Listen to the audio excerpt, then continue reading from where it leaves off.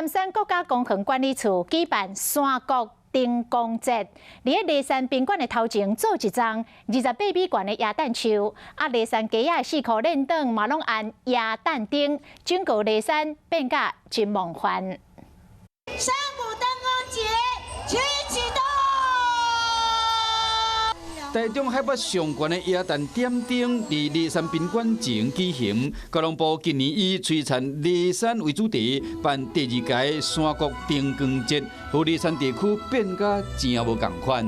在梨山有圣诞树2棵，高28公尺，全国海拔最高的哈。那在我们的古关也有1万朵的一个灯光。 梨山的街路嘛拢有牵灯、耶稣堂，嘛用电脑的灯光投射。另外，伫国馆的部分，是伫温泉公园有起一座幻彩椰蛋村，有彩虹步道加光之花园。虽然天气有一点冷，但是我觉得这个气氛是非常好的，很有过节的感觉。 有53年历史的梨山耶稣堂已经整修好啊，欢迎乡亲去参观。